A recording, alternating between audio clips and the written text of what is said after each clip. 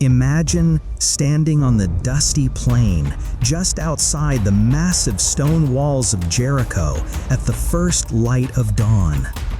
The air is thick with the scent of earth after rain and the faint smoke of morning offerings rising from the city altars. Trumpets have not yet sounded. The city pulses with life behind those towering walls, markets stirring to life, guards shifting positions on the ramparts, the quiet desperation of a people who know in their bones that judgment is coming, but do not yet understand why or how it will arrive.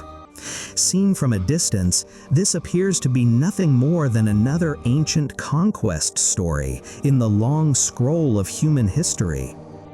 But the deeper tension is this. What if the most unlikely person inside those walls carried the seed of redemption for the very people sent to judge her city?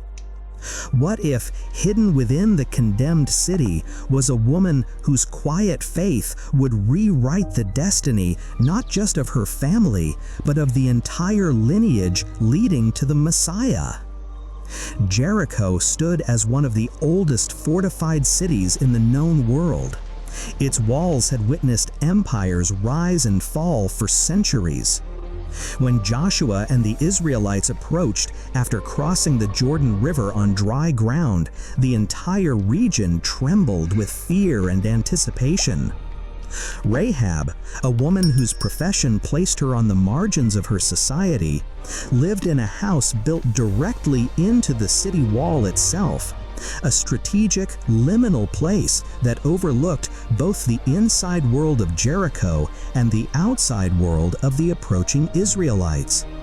Most readers see her simply as the harlot, but here the meaning shifts. The Hebrew word zona carries the weight of one living on the edge, socially, spiritually, existentially, yet positioned exactly where mercy could reach her in the most unexpected way. She had heard the stories. The Red Sea parted, powerful kings defeated east of the Jordan, a God who fights for his people with signs and wonders no other God could match. In the quiet moments on her rooftop, as the wind carried distant rumors, fear slowly turned into faith. And then one name changes the entire story. But there is something about Rahab most readers never notice, and it changes what we think God actually does with people like her.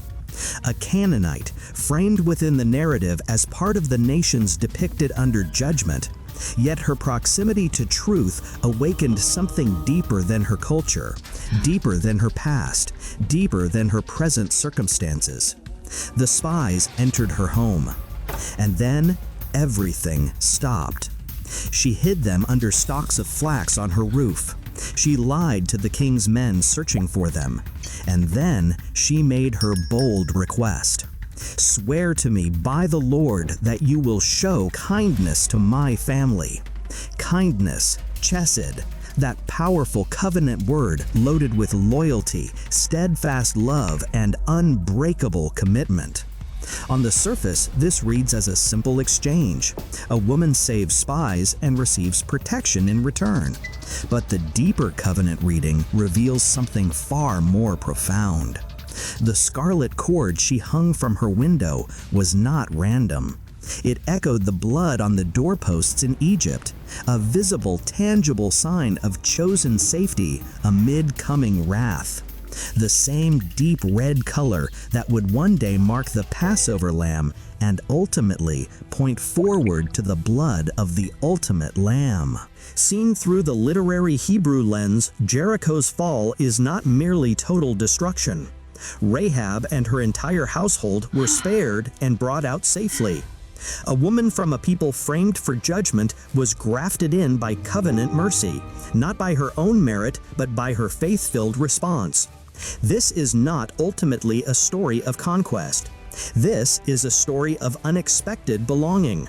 The Canaanites as a whole are depicted in the text as facing judgment because their iniquity had reached its full measure. Yet within that very judgment, individual faith created a narrow door of escape. Rahab's story does not end with survival. She married into Israel. Tradition and the genealogy in Matthew chapter 1 tell us she became the mother of Boaz, the very kinsman redeemer who would later redeem Ruth. And here the story pauses because this is not merely lineage. This is where the story stops being history. And then something breaks the entire way we read this story.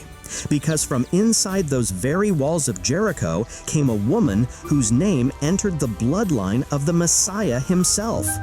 Pause here because this is the reversal no one expects.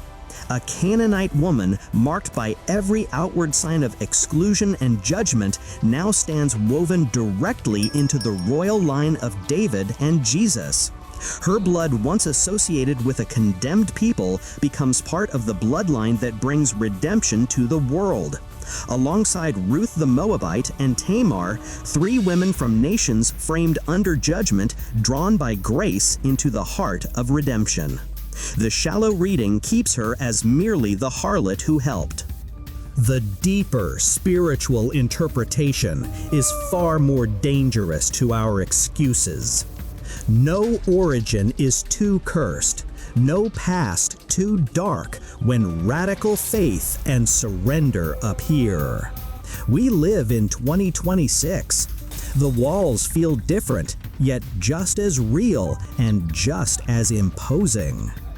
You know that thing in your history you don't talk about? The conversations you've never told anyone?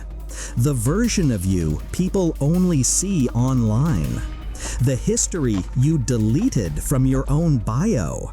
The nights you promised yourself would never repeat? The family trauma? The moral failure you can't erase? The seasons of compromise? The bloodlines that still whisper, "You don't belong"? And what if this is not just ancient history, but today's living reality? Because some walls are still standing today. They've simply changed their names. I don't know what part of your story feels permanently stained or cursed in this moment. The voice that whispers, "People like you don't get fully welcomed into sacred belonging." But when we look at Rahab through the covenant lens, one truth becomes crystal clear. The issue was never the depth of her past. The issue was the direction of her faith. Grace does not merely overlook your Jericho. It tears the walls down and brings you out, then writes your name into a better story than you could have imagined. Grace always has the last word for those who choose it. I don't know what you are walking through right now, what narrow place you're standing in, or which wall is holding you outside. But this I do know, walls never get the final word. What broken part of your own story feels like it should keep you outside the walls of belonging? What would happen if you made your own Rahab decision today, hanging the scarlet cord of faith in the window of your life, declaring, "Your God will be my God, even when everything around you is shaking"? The spies are not coming back. The trumpets have sounded. The choice remains. Comment below and tell me honestly, what Jericho wall in your life feels most impossible right now? Or which unlikely redemption story in Scripture has given you the most hope? Your story is not finished. The same God who reached through a Canaanite woman's window is reaching toward you right now. You are not what brought you to the wall. You are what God brought out of it. Not condemned, but carried. Because these are the ancient roots that tell us when the buried truth comes to light, it is not just the story that changes. Your entire identity is transformed. And what if the most unlikely person inside the wall was never the exception? What if she was the pattern?